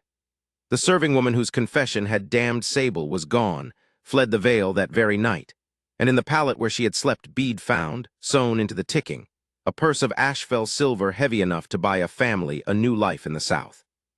The snow-owl feathers were Sable's own, as everyone knew, and the Hollowfang token found in Maely's Ashmere's book, a carved bone disc with the raider's broken moon sigil, was real. But when Bede turned it over in the candlelight, his old houndsman's eyes went wide, because he had seen its like before, not in the north, but in the baggage of the Ashfell hunting party, worn as a trophy by one of Vesara's own lords who boasted of a raider he'd killed years past. Vesara had not merely lied about a traitor. She had made one out of silver and a borrowed trophy and a frightened Vale's hunger to hate, and thread by thread, the night gave us the proof of it. But proof in the hand is not proof in the hall. That was the wall we broke against. I had a purse of Ashfell silver, a fled witness we could not produce, and a bone token that a lord of Ashfell would simply swear he had lost, a case that would convince any honest court in daylight given a day to lay it out, and that would convince no one in a frightened border hall at dawn with the accused's guilt already sworn and the whole vale wanting her gone. If I stood up at first light and cried conspiracy against Lady Vesara of Ashfell on the strength of a purse and a trinket, she would weep and deny and turn every eye back onto the bewitched king defending his traitor love, and Garrick would want his judgment kept, and the dawn would take Sable anyway while lords argued. I needed time. I needed to lay the case in daylight before the full assembled pack with Bede's testimony and the token traced, and the fled woman hunted down. And time was the one thing Vesara had made certain I did not have, because the sentence fell at dawn, and dawn was coming, gray in the east, whatever I had found in the dark. I went to Sable's door in that last hour. Talver's guard let me through, and I sat with her a while in the cold cell they had put her in, on my authority unharmed, and I told her all of it, the silver, the token, the fled woman, the shape of Vesara's whole design. And I told her I had the truth but could not yet wield it, and that I needed her to trust me through one more darkness, the darkest yet. "They mean to take me to the ford at dawn," she said. She was very calm, calmer than I was. "And you cannot stop the law without breaking the kingdom. I know, I have always known. Corvin." She took my hands in her bound ones. "Listen to me now, because I have thought about this all night and you have not. You have been busy trying to save me, and someone must think the other thought. If they take me to the ford and give me to the wild, I do not die. Do you hear? I am not a soft court woman who perishes of a cold night. I am Maely's Ashmere's daughter. I know that country better than the raiders do. I have walked it since I was a child. Give me a knife hidden in my boot and a flint, and being cast into the wild is not a death sentence to me. It is only a road. Let them cast me out. Let the law be kept and the kingdom held." And then come find me in the light when you have laid your case and unmade this frame and can take me back not as a smuggled fugitive, but as a woman proven innocent before the whole pack. Do not break the crown at the ford, keep it, and come find me after." She almost smiled. "I have been alone in the cold a long time, Corvin. A few days more in the honest wild, waiting for you to come, is the warmest thing anyone has ever offered me." It was a good plan. It was, once again, the plan of two clever people who believed cleverness would be enough. I gave her the knife and the flint. Talver smuggled them past the guard, boot, and belt. And I held her one long moment in the gray cell, the first time I had truly held her. And the tide in my chest rose warm and steady and told me she was right, that she would live, that I would find her, that this was the road that saved both the woman and the crown. And I let them take her to the ford at dawn, believing it. That was the mistake. Not the knife, not the flint, not the keeping of the law. The mistake was believing that Vesera had built a trap with only 2 roads in it, when a mind like hers always builds a third. Because Vesera had never intended for Sable to be cast into an empty wilderness to survive. She had understood, clever than either of us, that a Sable who lived in the hills was a Sable who might one day be found and proven innocent and brought back to ruin everything. And Vesera did not leave rivals alive in hills. So while she played the sorrowing lady in the hall, she had sent a rider north in the deep of the night, under a flag of parley she had no right to raise, to the war camp of Reuven Blackmore of the Hollowfang. And the message that rider carried was this: at dawn the Duskwater pack will cast a lone woman unweaponed onto the hollow ford, beyond the reach of the king's law and the king's guard. Take her, and do with her as raiders do, and Ashfell will count it a favor between friends, and remember it when the crown changes hands. Vesera had not condemned Sable to the wild. She had condemned her to the enemy. And she had done it so that the very law I was keeping to save my kingdom would carry Sable, at dawn, unweaponed and alone, and outside all my protection, straight into Reuven Blackmore's hands. I learned it too late. I learned it at the ford itself in the raw gray dawn, having ridden out to watch the sentence carried so that I could be there the instant she was cast beyond the walls, and set my own hidden riders to shadow her into the hills for her safety. I sat my horse on the Duskwater side of the hollow ford with Talver beside me and watched Garrick's men lead Sable down to the water's edge, and cut her bonds and speak the old words of casting out, given to the wild, no longer of the pack, to live or die as the moon wills, and watched her walk, unbroken, her chin level, across the shallow ford to the northern bank and the tree line beyond, walking as though she wore a crown and not a sentence. And I let myself believe for the space of 30 heartbeats that the plan had held. Then the tree line moved. It moved all at once, on the far bank, the way a hillside moves when it is not a hillside but men, and the gray dawn was suddenly full of the broken moon sigil of the Hollowfang, a score of them and more, rising out of the brush on the northern bank precisely where a cast-out woman would come ashore, waiting for her, placed for her, because they had been told exactly where and when she would come. Sable stopped at the water's edge with the raiders between her and the trees. She had a knife in her boot and a flint in her belt and the whole country in her head, and against a score of Reuven Blackmore's warband on open ground it was nothing, and she knew it, and she did the only thing left to a woman who has been handed a betrayal too large to fight. She turned once across the widening water and she looked back at me on the Duskwater bank, not with accusation, not with fear, but with a fierce and desperate command, mouthing a single word across the ford that I have heard in my sleep every night since. Live, she was not asking me to save her. She was ordering me to survive her. Do not throw yourself across this ford into a score of spears. Keep the crown, win the war, live. And then Reuven Blackmore's men closed over her like water over a stone, and I broke. I put my horse into the ford. I do not remember deciding it. I remember Talver's hand catching my rein and his voice roaring in my ear that it was a trap, that the far bank was thick with them, that if the Alpha King died in the hollow ford at dawn, the kingdom died with him, and Vesera won everything, and Sable's sacrifice bought nothing. And I remember fighting him. I am ashamed to say I struck my oldest friend across the face to get free of his hand. And I remember the cold water rising around my horse's legs, and the raiders on the far bank leveling their spears and grinning, wanting exactly this, wanting the mad king to come die on their shore. And I remember, in the very middle of the ford with my sword drawn and death waiting, and the certainty in my chest not screaming now but steady, terribly steady, one clear thought cutting through the red. That if I died here she died for nothing, and that she had used the last thing she had, her one look back, not to beg for rescue, but to command me to live, and that to throw my life away against her last wish would not be love. It would be the final and largest failure of it. I stopped my horse in the middle of the hollow ford. It was the hardest thing my body has ever done. I sat there in the cold rising water with my drawn sword, and my dead heart, while Reuven Blackmore's raiders carried the one thing the moon ever made for me up the northern bank, and into the trees and away. And I did not follow, because she had told me to live, and because a dead king saves no one, and because the only road left that did not end in her sacrifice being wasted was the road back to the Vale, back to the hall. Back to lay my case and take my crown in my two hands and turn it into the instrument that would burn the Hollowfang out of the north and drag her home. I turned my horse in the middle of the ford. I rode back to the Duskwater bank through water that felt like the coldest thing in the world, and I did not look back at the empty trees, because I could not and keep riding. And when I reached the bank, Talver was waiting with blood on his mouth where I had struck him, and no reproach in his eyes at all, only grief, and he said, very low, "What now, my king?" And I found I had a voice, though I do not know how. "Now," I said, "we stop losing." And I rode back into the Vale that had thrown her to the wolves, with the tide in my chest turned to iron to end this. I broke Vesera of Ashfell in the great hall of Duskwater that same morning, and I did it not with force but with the very thing she had used against me, the truth, laid in the light before the whole assembled pack. I had one piece of fortune, and I had earned it in the only way fortune is ever earned, by having placed a good man where he needed to be.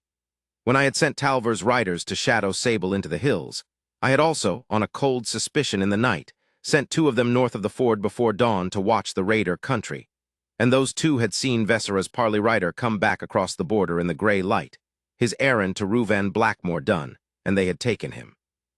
He was in my hands by the time I rode back into the Vale, and he was a hireling and not a martyr, and when he understood that his choices were the king's justice for treason or the king's mercy for a full and public confession, he chose, as such men do, to live. I did not have to force a word from him. I only had to let him see the shape of the 2 roads. So I called the pack. The whole pack, not the frightened midnight council that had condemned her, but every soul of Duskwater, hauled from their beds into the great hall in the full light of the risen sun, because Vesera had built her victory in the dark while the pack slept, and I meant to unbuild it in the light while the pack watched. I took the high seat that Garrick had used, and I let Garrick stand below it for once, and I summoned Lady Vesera of Ashfell to stand in the open floor of the hall, the very place where they had branded Sable, where they had condemned her, and I laid the case. I laid it the way I should have been given the day to lay it before ever they took her, in order, in evidence, without heat. The purse of Ashfell silver, sewn into the fled witness's pallet, produced and counted before the pack. Bede, who had served the Duskwater kennels for 40 years, and whom every soul in the hall knew and trusted, testifying under the moon's own oath to the bone token, how it bore not the true broken moon of the northern raiders, but the mark of a particular Hollowfang war band destroyed years past, whose trophies he had seen with his own eyes worn by a lord of the Ashfell hunting party not a week gone. And then, when the hall was already murmuring, and Vesera's lovely face had gone still and watchful, I had them bring in the parley rider. He told it all. He told how Lady Vesera had sent him under a false flag to the camp of Reuven Blackmore in the deep of the night. He told the message he had carried, that a lone woman would be cast onto the hollow ford at dawn, unweaponed and beyond the king's law, and that the Hollowfang should take her, and that Ashfell would remember the favor when the crown changed hands. He told of the earlier messages too, the ones that came before, the ones that had told the raiders our fires were dark and our muster unmade so that they might come 3 weeks early and catch us unready. Because it had been Vesera all along, feeding the Hollowfang the Vale's secrets not to help them win, but to keep the war burning, to keep me pressed and frightened and reliant, to make herself indispensable and her rival's border knowledge look like treason. She had begun the whole ruin.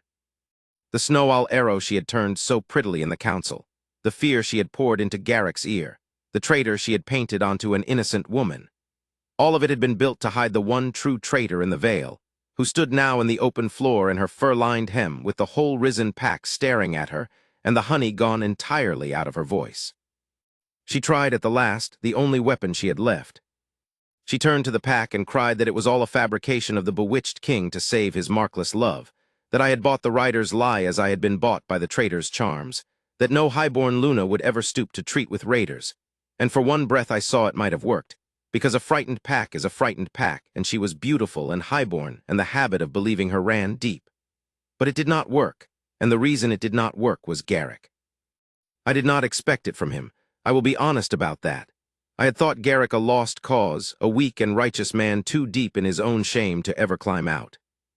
But Garrick had spent that whole terrible night with Vesara's honey in his ear.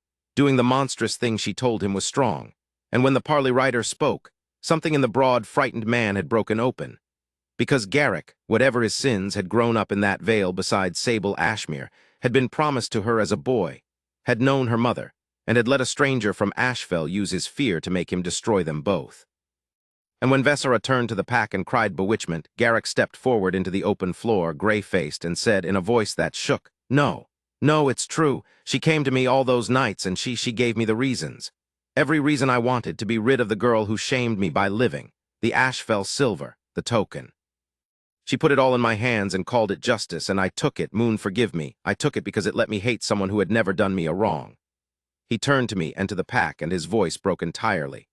"The markless brand was mine, the casting out was mine, but the treason was hers, and I have been her instrument, and I would rather be hanged for a fool than let her hang an innocent woman on my own shame. It's true, all of it. The king speaks true." That ended it. When the man who had built the frame stands up and names it a frame, no cleverness in the world can hold it together, and Vesara of Ashfell's beautiful design came down all at once in the light of the risen sun. The pack turned on her the way packs turn.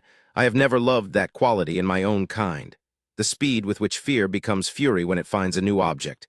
And I had to put my guard around her to keep her from being torn apart on the spot, because whatever she was, I would not have a lynching in my kingdom, not even of her, not even that morning. I took her under the king's law, disarmed and held, to answer for treason before the full moon court in the season's turning, by evidence and in the light, which was more justice than she had given anyone. And I stripped the Ashfell party of their arms and set them under guard, and I sent riders south to bring word to Ashfell that their lady had treated with raiders against the crown, and let that pack reckon with its own shame in its own time. And then with the true traitor in chains and the frame unmade, and the whole risen pack of Duskwater staring at me in the wreckage of everything they had believed, I stood up from the high seat and told them the rest of it, not the mate mark, not yet, that was for another hour and another place, but the part they needed to hear that morning to become, at last, a pack worth saving. I told them what Sable Ashmere had done. I told them she had drawn the border in the straw when their warriors could not. I told them she had lit the cairn line in one night and saved every steading in the vale. I told them she had loosed the hounds against the western wall and stood in the kennel door with a staff to hold the raiders off their children while their king was 3 leagues away. I told them she had saved the very men who called her Omen with her mother's hands, and had never once cursed them for any of it.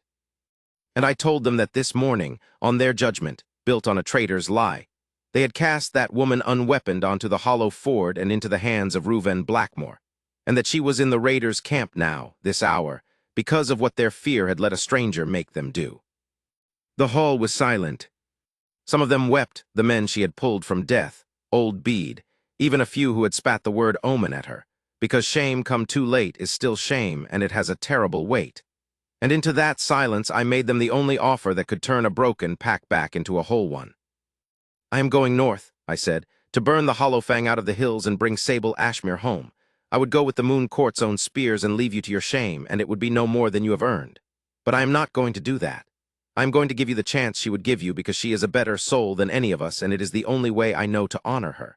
So I ask you, pack of Duskwater, not command, ask, will you march with me?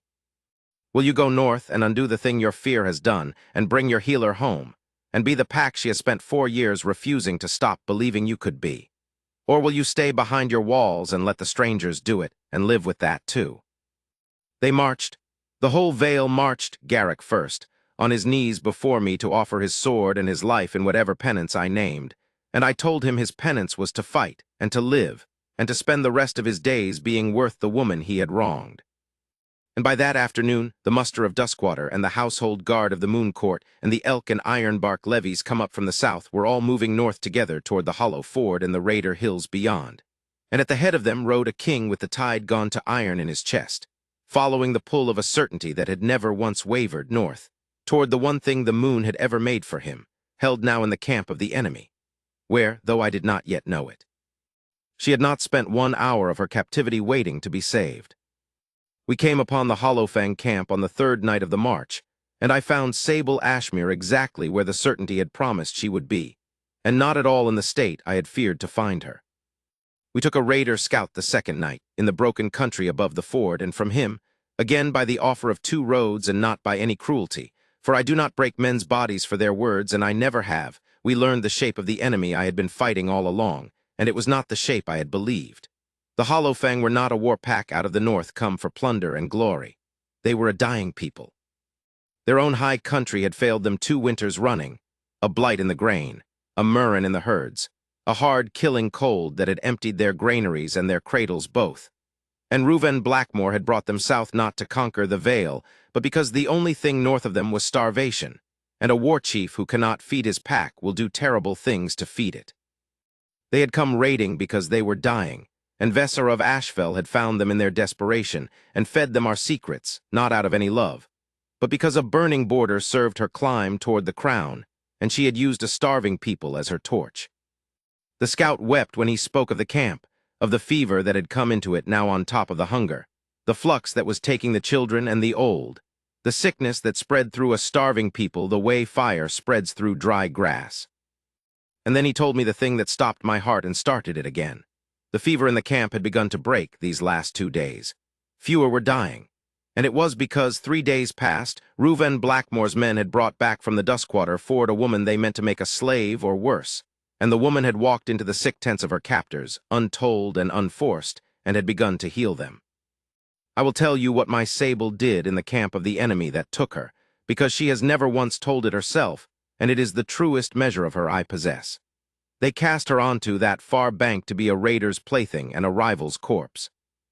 And instead of cowering, instead of pleading, instead of using her hidden knife to open her own veins rather than face what a war camp does to a lone woman, she had looked at the sick tents of the people who had taken her, and she had seen not enemies, but the flux and the fever her own mother had died fighting, and she had gone to the war chief Reuven Blackmore and told him plainly, "I am a healer, and your people are dying of a sickness I know, and I will not stand by a sickness I can fight, whatever you are to me. Give me the herbs I name and leave to walk the sick tents, and I will save what can be saved."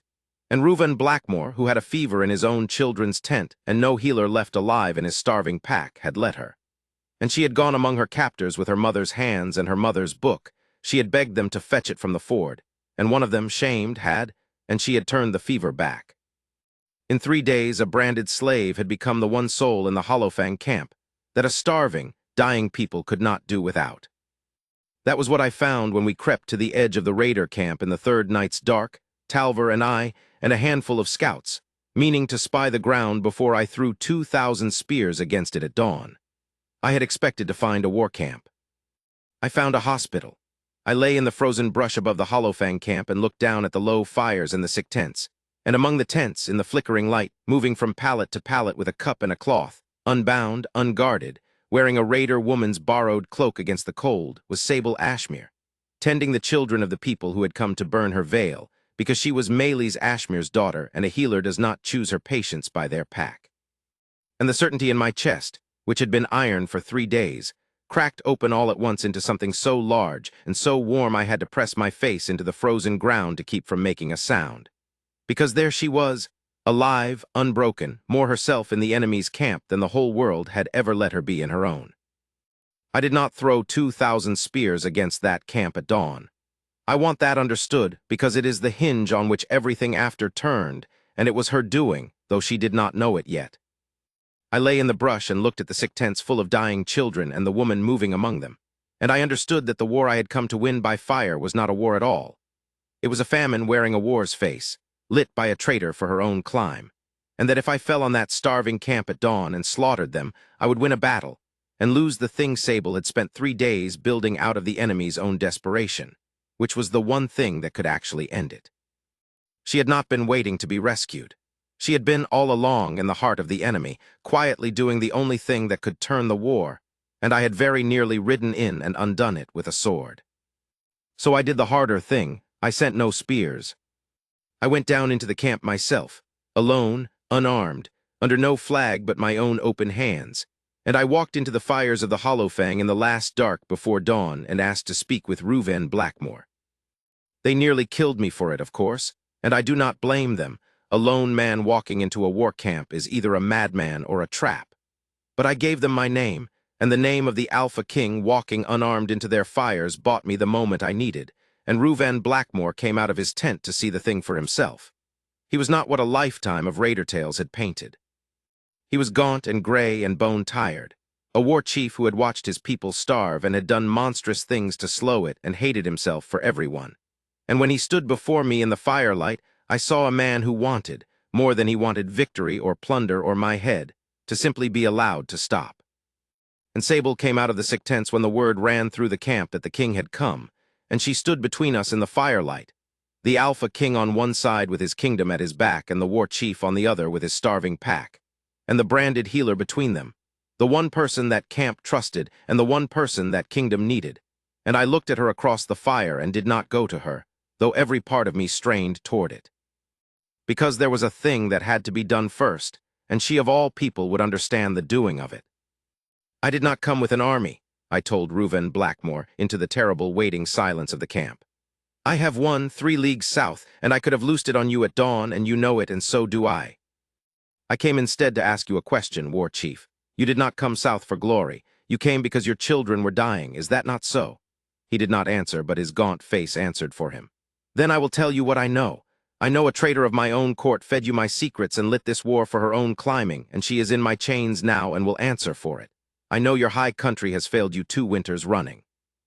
And I know that this woman, I looked at Sable at last and let the whole camp see me look. This woman you were sent to destroy has spent 3 days keeping your children alive because she is worth more than every spear I brought and every crown I wear. So here is my question, Reuven Blackmore. If a man could feed your pack through the winter, grain from the southern granaries, leave to settle the empty steadings east of the ford, a place in my kingdom for a people who have run out of country, would you still want this war? Or are you as tired of it as your face says you are? The war chief looked at me a long moment across the fire, and then he looked at Sable, and something in the gaunt, gray ruin of him that had been holding a starving pack together by sheer will for 2 winters finally, at the offer of an end, began to come undone. You would feed the pack that burned your steadings, he said, low, disbelieving. On the word of a slave woman who healed my children. On the word of the woman I am going to make my Luna, I said, and I heard the whole camp draw breath, and I heard Sable draw breath, and I did not care who heard it now, and on my own word as Alpha King, which has never once been broken. I would rather end a famine than win a war, War Chief. Slaughtering starving men is not victory. It is only a different kind of dying, and I am done with it. Lay down the raiding. Send your envoys to my camp at dawn under a true flag, not a traitor's false one, and let us make a peace that feeds your children instead of a war that buries mine.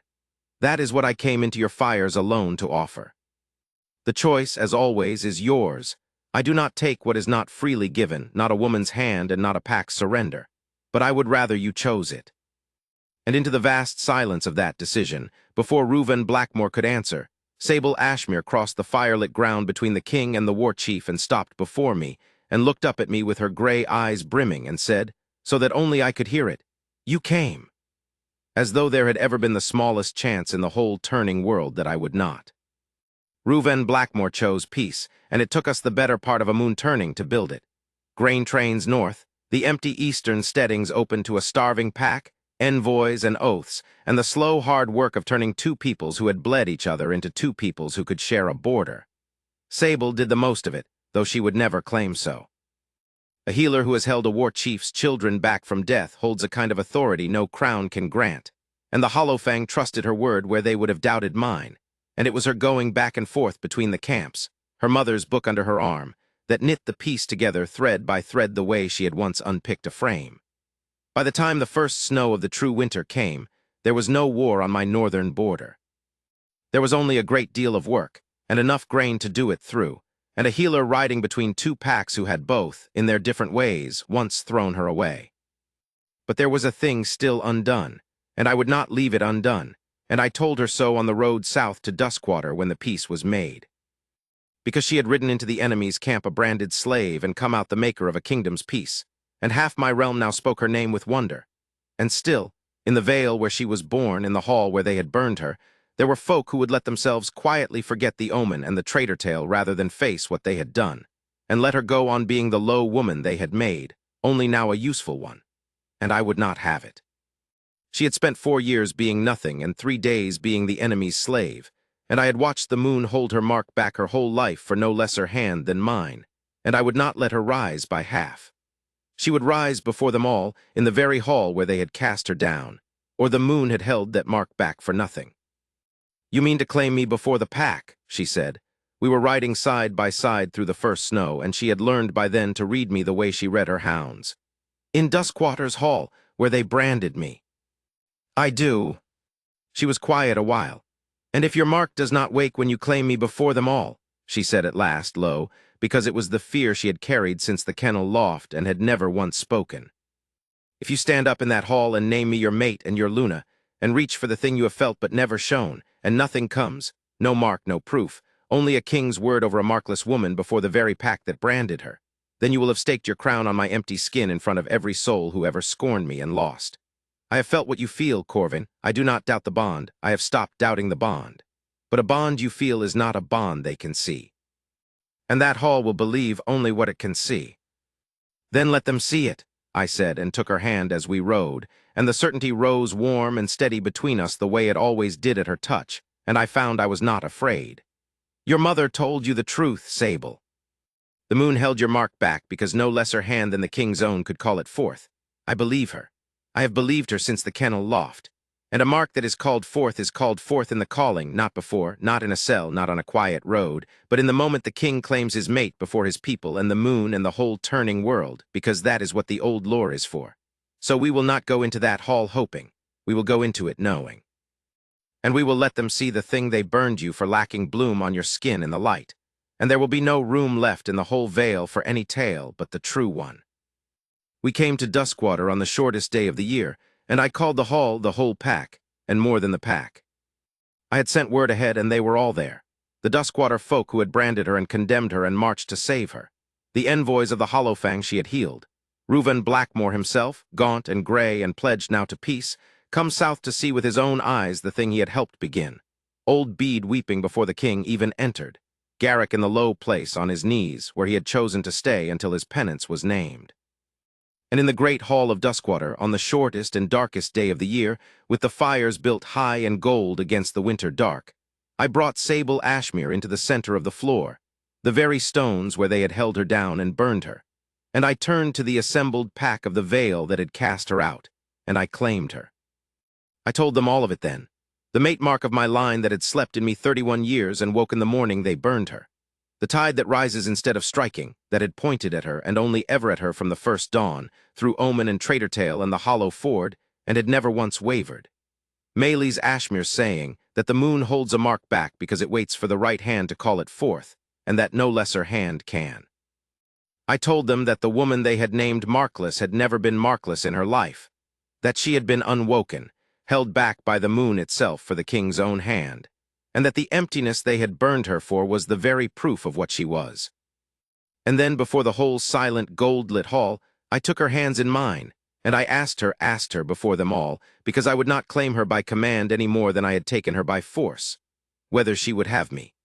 Not the crown, not the Luna's seat, but me, Corvin, the man who had watched her burn and been remade by it, for all the winters we were given.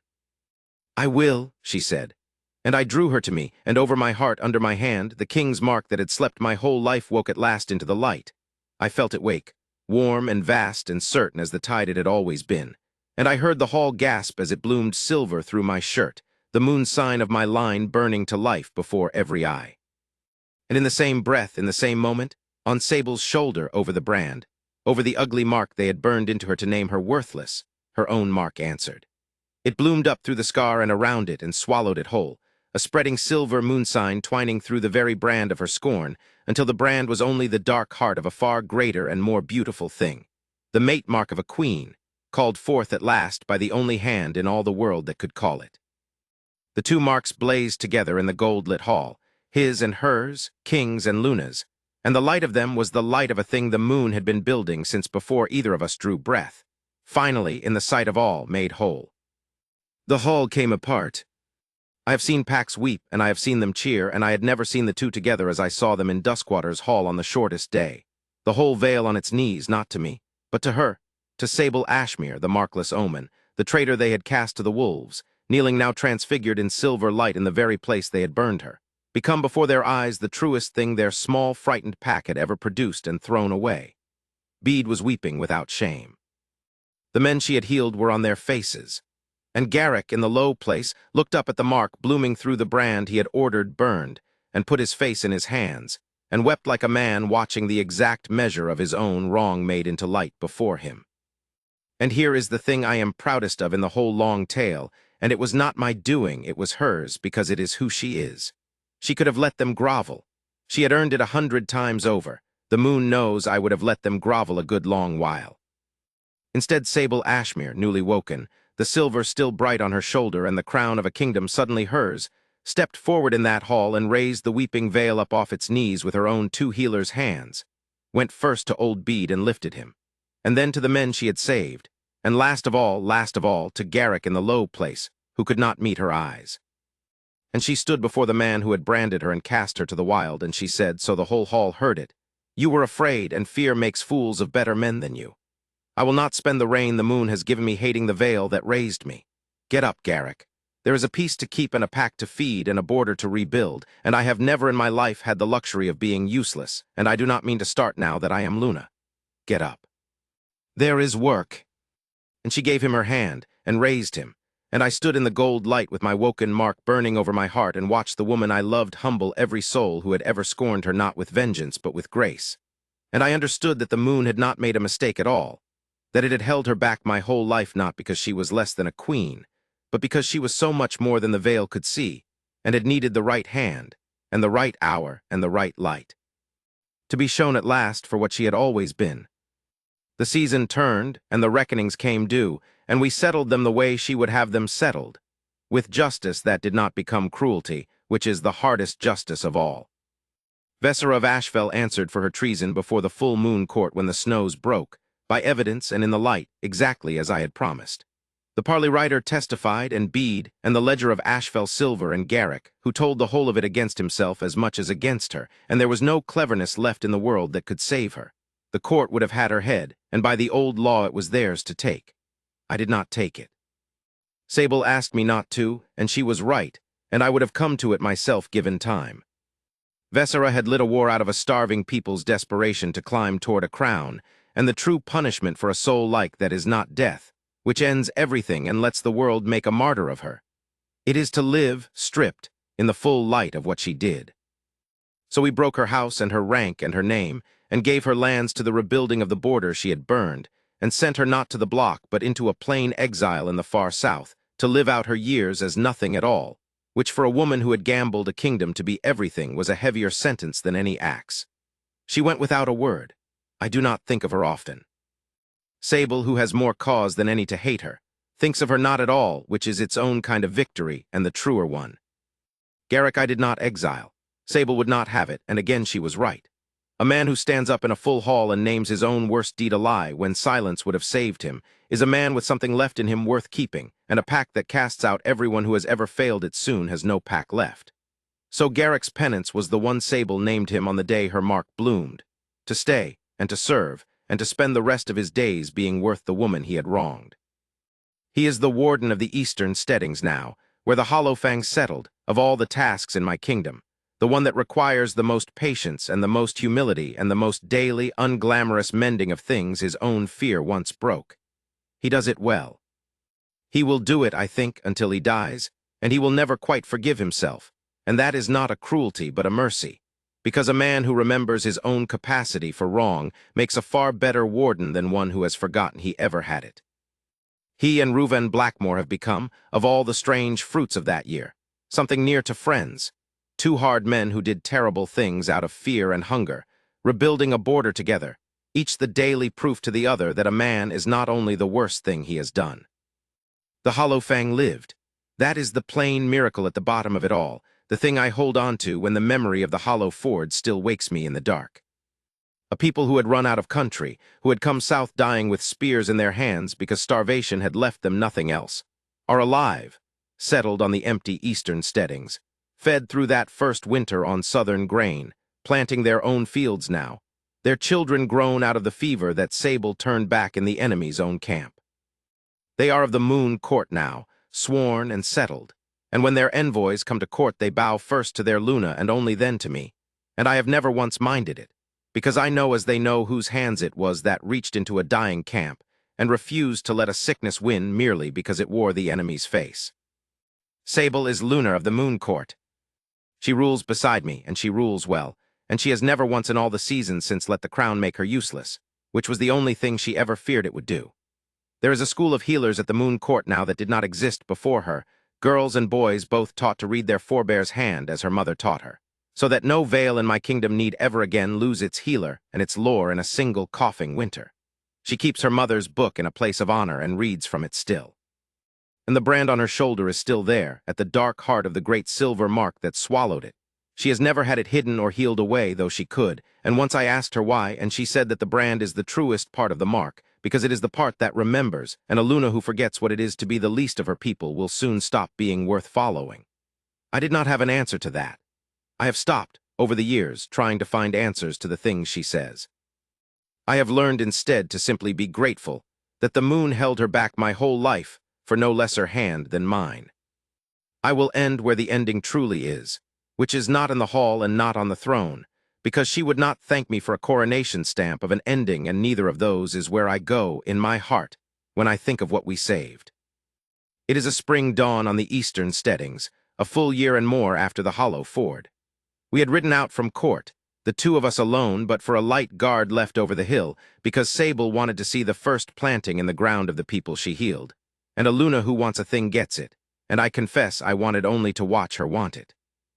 And we came over the low rise in the gray-gold light, and there below us were the eastern fields, green, the first green shoots of the first true harvest the Hollowfang had planted in 3 years, running down to the ford in the morning mist. And in the fields, small in the distance, were the children. The children she had held back from the fever in the enemy's camp, running now through the young green in the spring dawn, chasing the border hounds that Duskwater had sent north as a peace gift, shrieking with the particular joy of children who have been near enough to death to know, even without knowing they know it, exactly how good it is to be alive and running in a green field in the morning. They did not see us on the rise. There was no ceremony in it, no crowd, no crown, no one to perform for.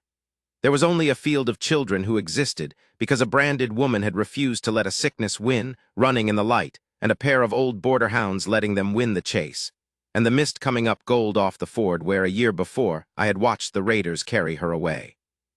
Sable did not speak.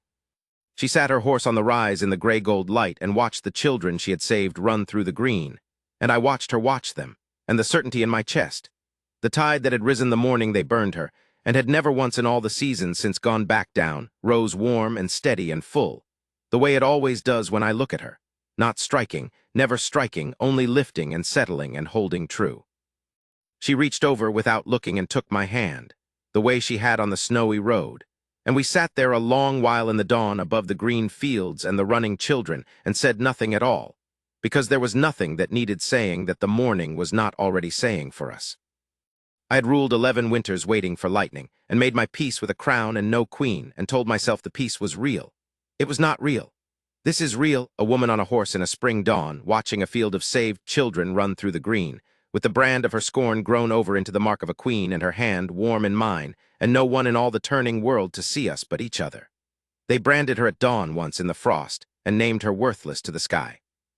And the moon, which does not hurry and does not err, held its silence and held its mark and waited, all her hard cast-down years and all my empty ruling ones, for the one dawn when the right hand would call the right woman forth into the light, and the whole long story would come at last, and quietly and forever true.